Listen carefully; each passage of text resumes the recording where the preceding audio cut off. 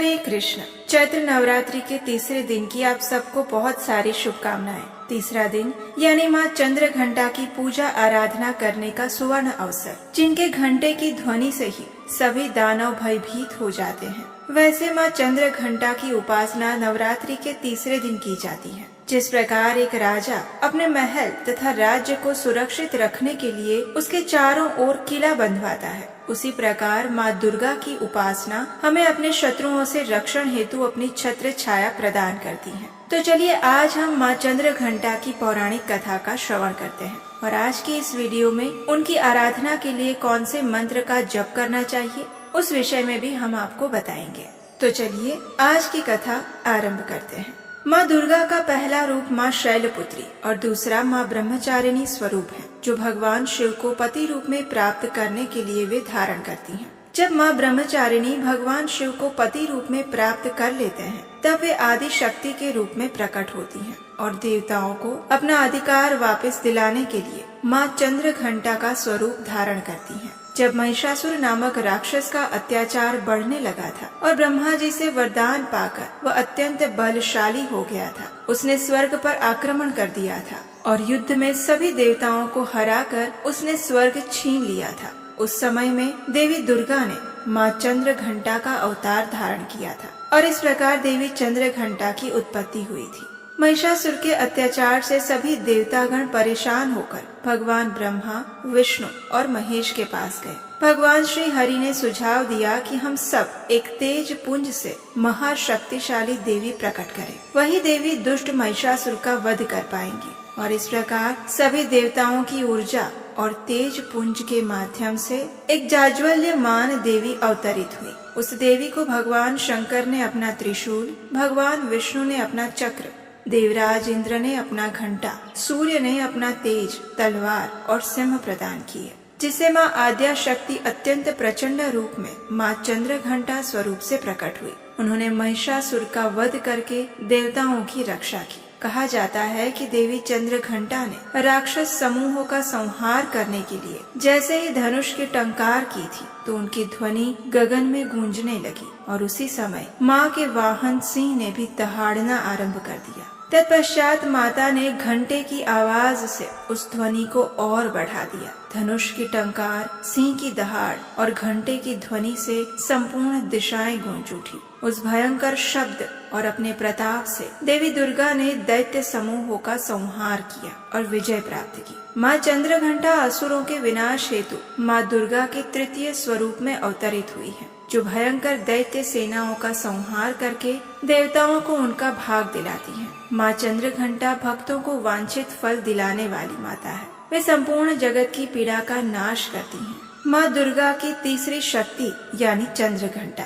नवरात्रि उपासना में तीसरे दिन उन्हीं के विग्रह का पूजन और आराधन किया जाता है। इनका ये स्वरूप परम शांतिदायक और कल्याणकारी माना गया है। माता के मस्तक पर घंटे के आकार का अर्ध चंद्र है और इसी कारण से इन्हें चंद्र घंटा देवी कहा जाता है। उनके शरीर का रंग स्वर्ण के समान चमकीला है। उनके 10 हाथ है। उनके 10 हाथों में खड्ग आदि शस्त्र तथा बाण आदि अस्त्र विभूषित है। उनका वाहन सिंह है। इनकी मुद्रा युद्ध के लिए उद्यत रहने की होती है। इनके घंटे की भयानक चंड ध्वनि से अत्याचारी दानव, दैत्य, राक्षस सदैव प्रकंपित रहते हैं। नवरात्रि की दुर्गा उपासना में तीसरे दिन माता चंद्र घंटा की पूजा का अत्यधिक महत्व बताया गया है। इस दिन साधक का मन मणिपुर चक्र में प्रविष्ट रहता है। माँ चंद्र घंटा की कृपा से उसे अलौकिक वस्तुओं के दर्शन होते हैं, दिव्य सुगंधियों का अनुभव होता है और विविध प्रकार की दिव्य ध्वनियाँ सुनाई देती हैं। ये क्षण किसी भी साधक के लिए अत्यंत सावधान रहने का होता है। माँ चंद्र घंटा की कृपा से साधक के समस्त पाप और बाधाएं विनष्ट हो जाती हैं।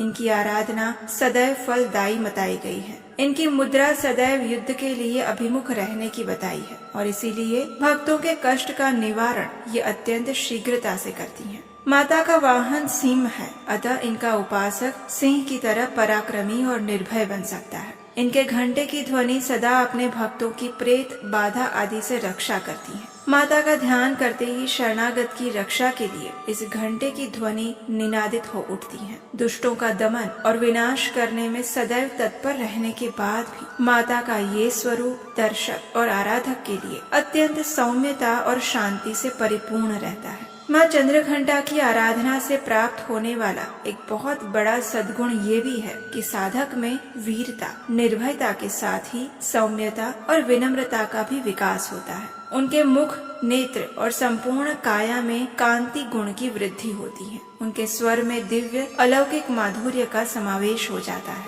माँ चंद्रघंटा के भक्त और उपासक जहाँ भी जाते हैं, लोग उन्हें देखकर शांति और सुख का अनुभव करते हैं। ऐसे साधक के शरीर से दिव्य प्रकाश युक्त परमाणुओं का अदृश्य विकिरण होता रहता है और ये दिव्य क्रिया साधारण चक्षुओं से दिखाई नहीं देती, लेकिन साधक और उसके संपर्क में आने वाले लोग इस बात का अनुभव अच्छी तरह से कर सकते हैं। इसलिए हमें चाहिए कि हम अपने मन, वचन, कर्म और काया को निहित विधि विधान के अनुसार पूर्णतः परिशुद्ध और पवित्र करके माँ चंद्रघंटा के शरणागत होकर उनकी उपासना और आराधना में तत्पर हो जाए। उनकी उपासना से हम समस्त सांसारिक कष्टों से विमुक्त होकर सहज ही परम पद के अधिकारी बन सकते हैं। और इसीलिए मनुष्य को निरंतर उनके पवित्र विग्रह को ध्यान में रखते हुए साधना की ओर अग्रसर होने का प्रयास करना चाहिए। उनका ध्यान हमारे इहलोक और परलोक दोनों के लिए परम कल्याणकारी और सद्गति प्रदान करने वाला है।